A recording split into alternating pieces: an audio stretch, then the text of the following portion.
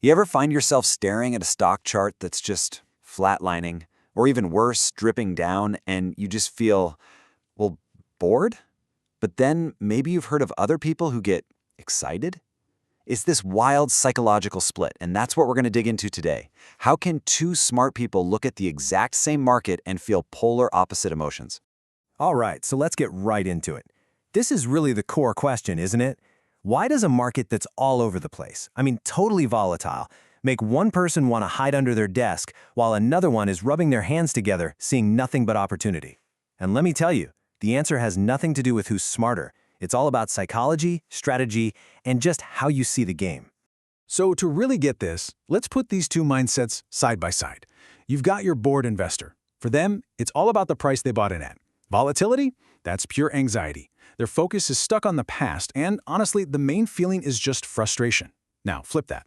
The excited investor, they're looking for cash flow. They see volatility as a tool, not a threat. They're focused on the future, and what they feel is, well, it's a kind of calculated optimism. It's the same market, but they are playing two completely different games. Okay, first up, let's talk about a feeling that I bet a lot of us can relate to, the psychology of boredom. We're going to really break down where that fear and frustration is coming from, because trust me, it's a super real and powerful emotion. And you know what? It makes perfect sense to feel that way. If your main game plan is just to buy and hold, then watching the market go nowhere or worse, just bleed out day after day, it's just exhausting, right? It feels like you're stuck in mud, and every little red day just feels like the market is telling you you made a mistake. Now, this feeling isn't just some random mood. It's actually being driven by some really powerful psychological traps. First, you've got the sunk cost trap. That's when you're just mentally glued to the price you paid, and anything below that feels like a personal failure. Then there's the simple lack of momentum. Nothing's happening. It just zaps all the excitement. But then there's the big one. And that's loss aversion. This is a huge concept from behavioral economics, and it's so important to get.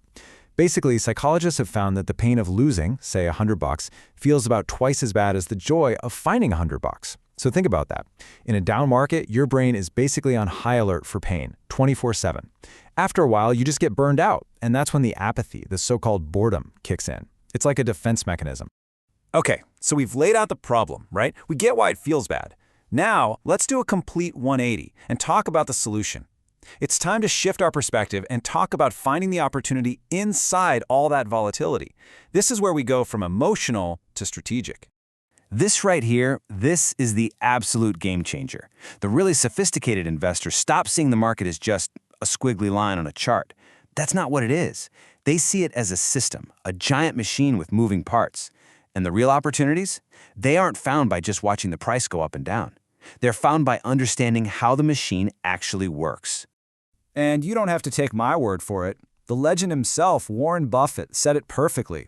When he says you should love volatility, what he's really saying is that those crazy swings that scare everyone else, that's what creates bargains. For him, a volatile market is just a market full of emotional people making mistakes, and that means great companies are on sale. And his partner, the brilliant Charlie Munger, adds another layer to this. He said the big money isn't in the frantic buying and selling. It's in the waiting.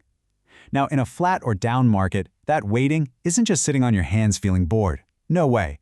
It's an active, disciplined strategy. It's about having the conviction to hold on while everyone else panics, or even better, finding ways to get paid while the market goes sideways. This quote from Sir John Templeton just ties it all together beautifully. Think about that feeling of boredom and pessimism that we've been talking about, the one you or your friends might be feeling right now. According to one of the greatest investors of all time, that's not a sign that things are over. That's the sign that things are just getting started. That pessimism, that's the fertile soil where the next great bull market is born.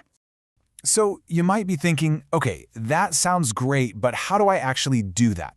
Well, here's a concrete example, a strategy called the wheel. With this, you don't fear a price drop. You actually get paid to wait for one. You're basically selling insurance, they're called puts, to other investors who are scared. It's an amazing way to turn a so-called boring or volatile market into a machine that can generate steady income. All right, so the wisdom from these legends sounds pretty compelling, but does the hard data actually back it up? Let's take a look. We're going to see why this patient, strategic way of thinking isn't just a nice idea. It's a strategy that's been statistically proven to win over the long haul. Here's a number I want you to burn into your brain for the next time you feel pessimistic. If you look at nearly 100 years of data, going all the way back to 1926, the stock market has finished the year with gains about 75% of the time. That's 3 out of every 4 years. The market's natural state, its default setting, is to go up. The downturns? They're the exception, not the rule. And this chart just shows that imbalance so clearly. Just look at the time frames. Bull markets, the good times, they tend to last for years. We're talking 2.7, even 4.4 years on average. But bear markets, those painful times, they're usually measured in months. Yeah, they're sharp, they're scary, but historically they are over relatively quickly. This means patience isn't just a virtue, it's a huge statistical advantage. This table really brings the whole thing into focus. Look at it. For a regular buy and hold investor, really only one market phase feels good, when things are going up. But for a strategic investor using options and other tools, every single phase is an opportunity. A downtrend is a chance to sell puts and get paid. A sideways market is perfect for collecting income. It's all about having the right tool for whatever the market throws at you. Okay, let's bring this all back home. How can you actually make this mental shift? It's all about finding your competitive edge. And believe it or not, it starts by taking that feeling of boredom and turning it into your greatest weapon: preparation.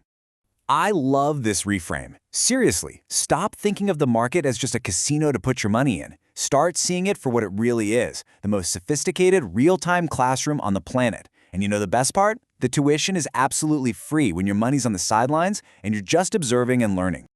When you practice without real money at stake, doing these dry runs, you gain a kind of superpower, objectivity. You can study how the market machine works without the fog of fear and greed messing with your head. You can paper trade to build up that muscle memory. Every single chart you study, every article you read, you're building what I like to call informational capital. And that's an asset that's going to pay you back big time down the road. So here's your game plan: a simple, actionable list. While everyone else is checked out and bored, you can be getting ahead. Number 1, study the mechanics. Really learn how this stuff works. Number 2, paper trade a new strategy. Test it out with no risk. Number 3, build your watch list. Make a list of incredible companies you would absolutely love to own if they ever went on sale. And number 4, constantly refine your edge. Use this boring time to get sharp. And that really brings us to the final, most important thought. History shows us, and all the investing greats agree, the absolute best opportunities are never born out of euphoria. They're born in pessimism. So the real question you have to ask yourself is this: while everyone else is feeling bored or scared, are you getting prepared?